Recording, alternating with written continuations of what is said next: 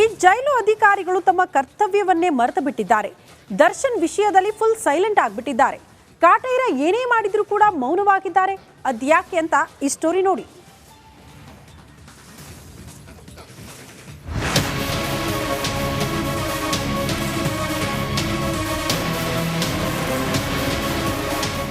Central jail Parappana Agrahara ಜೈಲು ಅಂತಾನೆ famous. ಈ ಸೆರೆಮನಿಯಲ್ಲಿರೋದು ಒಂದಲ್ಲ ಎರಡಲ್ಲ, ಬರೋಬ್ಬರಿ 5,000 ಕೈದಿಗಳು. ಆದ್ರೆ ಇವ್ರ್ಯಾರಿಗೂ ಸಿಗದ ಸವಲತ್ತು ಸೌಕರ್ಯ ಈ ಕೊಲೆ ಆರೋಪಿ ದರ್ಶನ್ ಅಲಿಯಾಸ್ ಡಿ ಬಾಸ್ಗೆ ಸಿಗ್ತಿದೆ.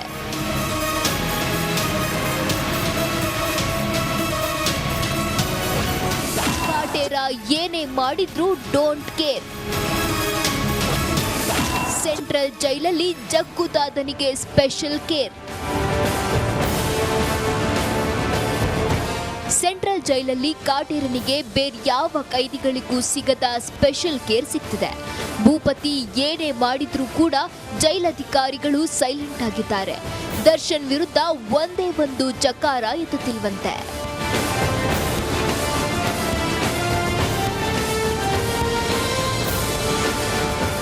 ಹೌದು, ಜೈಲಲ್ಲಿ ರೌಡಿ ಶೀಟರ್ಗಳು ದರ್ಶನ್ ಬಳಿ ಬಂದು ಮಾತನಾಡಿಸ್ತಿದ್ದಾರಂತೆ. ಇಷ್ಟಾದ್ರೂ ಕೂಡ ಜೈಲಧಿಕಾರಿಗಳು ಸುಮ್ಮನಿದ್ದಾರಂತೆ. ಜೈಲಿನ ಗೇಟ್ ಹೊರಗೂ ಕಟ್ಟುನಿಟ್ಟು ಬೇಡ, ದರ್ಶನ್ ವಿರುದ್ಧ ಯಾವುದೇ ಕಟ್ಟುನಿಟ್ಟು ಮಾಡಬೇಡಿ ಅಂತ ಖುದ್ದು ಜೈಲಧಿಕಾರಿಯೊಬ್ಬರು ಅಲ್ಲಿನ ಸಿಬ್ಬಂದಿಗೆ ಹೇಳಿದ್ದಾರಂತೆ.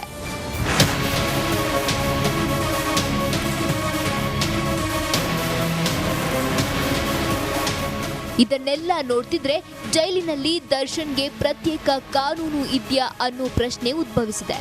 ಇದಿಷ್ಟೇ ಅಲ್ಲ, ಜೈಲು ಅಧಿಕಾರಿಗೆ ದರ್ಶನ್ ಕಡೆಯಿಂದ ಏನಾದ್ರೂ ಸಿಕ್ಕಿದ್ಯಾ, ಪ್ರಸಾದ ಸ್ವೀಕರಿಸಿ ತಣ್ಣಗಾದ್ರ ಅನ್ನೋ ಅನುಮಾನ ಮೂಡಿದೆ.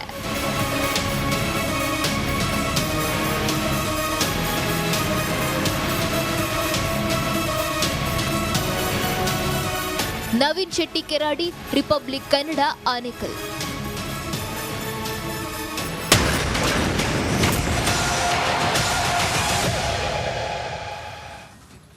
ಸೆರೆವಾಸದಿಂದ ಸಾರಥಿ ಸೊರು ಹೋಗಿದ್ದಾನೆ. ಪೈಲ್ವಾನನಂತೆ ಇದ್ದ ಕಾಟೇರ ವೇಟ್ ಲಾಸ್ನಿಂದ ಕಂಗಾಲಾಗ್ಬಿಟ್ಟಿದ್ದಾನೆ. ಹಾಗಾದ್ರೆ ಜಗ್ಗುದಾದ ತೂಕ ಕಳೆದುಕೊಳ್ಳೋದಕ್ಕೆ ಕಾರಣ ಏನು ಅನ್ನೋದರ ಒಂದು ವರದಿ ಇಲ್ಲಿದೆ ನೋಡಿ.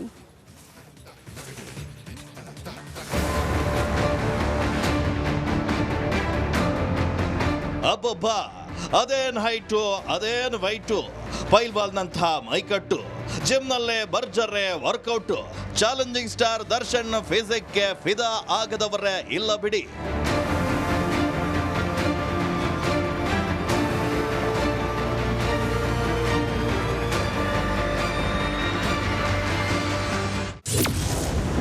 ಸೆರೆಮನೆಯಲ್ಲಿ ಸೊರಗಿದ ಸಾರಥಿ.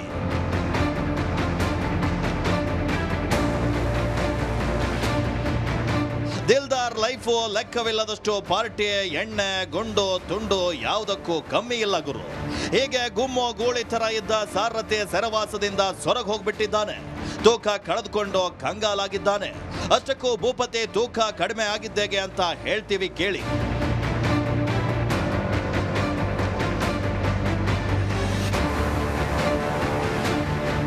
ದರ್ಶನ್ ಜೈಲಲ್ಲಿ ಇದ್ದ 60 ದಿನದಲ್ಲಿ 25 ದಿನ ಪೇಷಂಟ್ ಆಗಿದ್ದಾನೆ.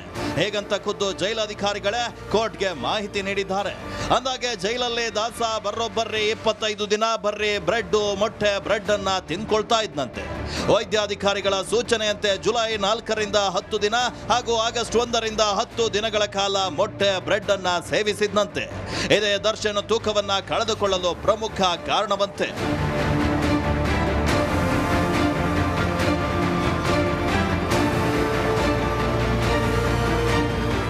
ಹೊರಗಡೆ ಇದ್ದಾಗ ಯಾವಾಗಲೂ ಭರ್ಜರಿ ನಾನ್ ವೆಜ್ ಊಟ, ಕಲಾಸಿ ಪಾಳ್ಯದ ಚಾಕಣವನ್ನ ಸವಿತಾ ಇದ್ದ ದಾಸ ಜೈಲಲ್ಲಿ ಬರ್ರಿ ಮೊಟ್ಟೆ, ಬ್ರೆಡ್ ಅನ್ನ ತಿಂತಾ ಇದ್ರೆ ತೂಕ ಕಳೆದುಕೊಳ್ಳದೆ ಇರ್ತಾನ, ನೀವೇ ಹೇಳಿ. Nagaraj, crime bureau, republic Kannada.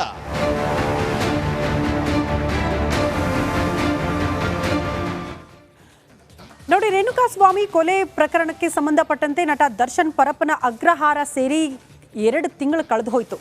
ಸರಿಸುಮಾರು 10ರಿಂದ 12 kg ತೂಕ ಕಳ್ಕೊಂಡಿದ್ದಾರೆ. ಕಾರಣ ಇಷ್ಟೇ, ಜೈಲೂಟ ಸೇರ್ತಾ ಇಲ್ಲ. ಪ್ರೋಟೀನ್ ಊಟ ಸಿಗ್ತಾ ಇಲ್ಲ. ಹಾಗಾಗಿ ಮನೆ ಊಟ ಬೇಕು ಅಂತ ಗೋಗರ್ದ್ರು, ಹೈಕೋರ್ಟ್ ಮೆಟ್ಟಿಲೇರಿದ್ರು, ಅಲ್ಲೂ ಕೂಡ ಅವಕಾಶ ಸಿಕ್ಕಿಲ್ಲ. ಮತ್ತೆ ಕಾಯಿಲೆ ಬೇಕಾದಂಥ ಅನಿವಾರ್ಯತೆ. ಹಾಗಾಗಿ ವೇಟ್ ಲಾಸ್ ಆಗಿದ್ದಾರೆ, ಅದನ್ನ ಭರಿಸೋದು ಹೇಗೆ ಅನ್ನುವಂಥ ಚಿಂತೆ ನಟ ದರ್ಶನ್ ಅವರನ್ನ ಕಾಡ್ತಾ ಇದೆ. ಈ ಎಲ್ಲ ವಿಚಾರಕ್ಕೆ ಸಂಬಂಧಪಟ್ಟಂತೆ ಮಾಹಿತಿನ ಪಡ್ಕೊಳ್ಳೋಣ. ನಮ್ಮ ಪ್ರತಿನಿಧಿ ನವೀನ್ ನೇರ ಸಂಪರ್ಕದಲ್ಲಿ ಜಾಯಿನ್ ಆಗ್ತಿದ್ದಾರೆ. ನವೀನ್, 2 ತಿಂಗಳು ಕಳೆದು ಹೋಯ್ತು ನಟ ದರ್ಶನ್ ಪರಪ್ಪನ ಅಗ್ರಹಾರ ಸೇರಿ. ಮನೆ ಊಟಕ್ಕಾಗಿ ಗೋಗರ್ದ್ರು ಕೂಡ ರಿಲೀಫ್ ಸಿಗ್ಲಿಲ್ಲ, ಮನೆ ಊಟ ಸಿಗ್ಲಿಲ್ಲ.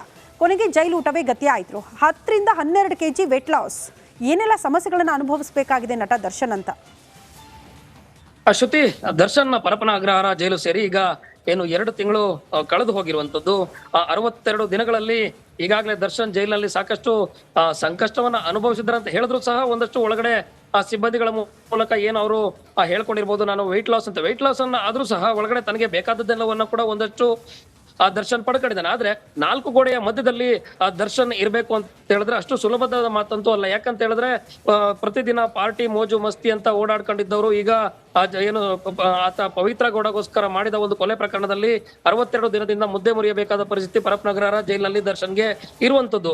ಈ ಒಂದು ಸಂದರ್ಭದಲ್ಲಿಯೂ ಕೂಡ ಅಷ್ಟೇ ಒಳಗಡೆ ದರ್ಶನ್ ತನಗೆ ಬೇಕಾದದನ್ನ ಒಂದಷ್ಟನ್ನ ಅಡುಗೆ ಮನೆಯಿಂದ ಕೆಲವೊಂದು ರೌಡಿ ಶೀಟರ್ಗಳ ಮೂಲಕ ಮಾಡಿಸ್ಕೊಂತ ಇದ್ರೂ ಸಹ ಏನು ಜೈಲಿನಿಂದ ಏನು ಮನೆಗೆ ಊಟ ಬೇಕಂತೇಳಿ 2 ಬಾರಿ ಈಗಾಗಲೇ ಕೋರ್ಟ್ ಅಲ್ಲಿ ಅದಕ್ಕೆ ವಾದ ಪ್ರತಿವಾದಗಳು ಆಗಿತ್ತು. ಆದ್ರೆ ಈಗ ಊಟ ಏನು ಕೊನೆಗೂ ದರ್ಶನ್ಗೆ ಸಿಗಲಿಲ್ಲ. ಅದು ಮತ್ತೆ ಈಗ ಕೋರ್ಟ್ ನಲ್ಲಿ ಮತ್ತೆ ಚರ್ಚೆಗೆ ಇನ್ನು ಮುಂದಿನ ದಿನಗಳಲ್ಲಿ ಬರಬೇಕಾಗಿದೆ. ಆದ್ರೆ ಮನೆ ಊಟ ಸಿಗುತ್ತೋ ಇಲ್ಲೋ ಗೊತ್ತಿಲ್ಲ. ದರ್ಶನ್ ಜೈಲಿನಲ್ಲಿ ಪ್ರತಿದಿನವೂ ಕೆಲವೊಂದು ಬೆಂಗಳೂರಿನ ಪ್ರತಿಷ್ಠಿತ ರೌಡಿ ಶೀಟರ್ಗಳ ಮೂಲಕ ಜೈಲಿನ ಏನು ಅಡುಗೆ ಮನೆಯ ಕೊಠಡಿಯಲ್ಲಿರುತ್ತೆ ಅಲ್ಲಿ ಪ್ರತ್ಯೇಕವಾದ ಊಟವನ್ನ ಒಂದಷ್ಟು ಮಾಡಿಸೋದು ತರೋದು. ಜೊತೆಗೆ ಏನು ಪತ್ನಿ ವಿಜಯಲಕ್ಷ್ಮಿ ಪ್ರತಿ ಸೋಮವಾರ ಬಂದಾಗ ಮನೆಯಿಂದ ತಂದಂತ ಒಂದಷ್ಟು ಹಣ್ಣು ಬಟ್ಟೆಯನ್ನು ಕೊಟ್ಟು ಹೋಗ್ತಿದ್ದಾರೆ. ಅದ್ರ ಜೊತೆಗೆ ಏನು ಕಳೆದ ಸೋಮವಾರ ವಿಜಯಲಕ್ಷ್ಮಿ ಮತ್ತು ಮಗ ವಿನೀಶ್ ಬಂದಾಗ ಒಂದಷ್ಟು ಬಟ್ಟೆ ಮತ್ತೆ ತನಗೆ ಇಷ್ಟವಾದ ಒಂದಷ್ಟು ಹಣ್ಣುಗಳನ್ನ ವಿನೀಶ್ ಕೂಡ ತೆಗೆದುಕೊಂಡು ಬಂದಿದ್ದ, ಅದನ್ನು ಕೂಡ ಕೊಟ್ಟೋಗಿದ್ರು. ಈಗ ಜೈಲಿನಲ್ಲಿ ಇರುವಂತ ದರ್ಶನ್ ಏನಿದ್ದು ಈ ಒಂದು 4 ಗೋಡೆಯ ಮಧ್ಯೆ ಪ್ರತಿದಿನವೂ ಒಂದಷ್ಟು ಸಂಕಷ್ಟದಲ್ಲಿ ಕಾಲ ಕಳೆಯಬೇಕಾದ ಪರಿಸ್ಥಿತಿಯ ಜೊತೆಗೆ ಜೈಲಿನಲ್ಲಿ ಅಧಿಕಾರಿಗಳು ಮತ್ತು ಸಿಬ್ಬಂದಿಗಳು ಏನು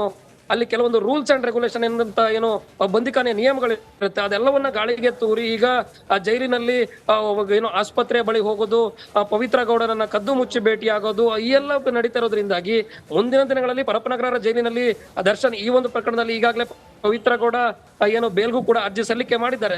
ಏನು ಅದನ್ನ ಹೊರತುಪಡಿಸಿ ದರ್ಶನ್ ಏನು ಬೇಲ್ ಅರ್ಜಿಗೆ ಮುಂದಿನ ದಿನಗಳಲ್ಲಿ ಏನು ಅರ್ಜಿ ಸಲ್ಲಿಸಬೇಕಾಗಿದೆ. ಆ ಒಂದು ನಿಟ್ಟಿನಲ್ಲಿ ಕೂಡ ನಿನ್ನೆ ಏನು ಪತ್ತಿ ಬಂದು ಹೋಗಿದ್ದು ಅದೆಲ್ಲ ಚರ್ಚೆ ಕೂಡ ನಡೆಸಿ ಮುಂದಿನ ದಿನಗಳಲ್ಲಿ ಕಾನೂನು ಹೋರಾಟಕ್ಕೂ ಕೂಡ ಸಿದ್ಧ ಮಾಡಿಕೊಂಡಿರುವಂತದ್ದು. ಶ್ರುತಿ. ಓಕೆ ನವೀನ್, ಧನ್ಯವಾದಗಳು ತಮ್ಮೆಲ್ಲ ಮಾಹಿತಿಗೆ.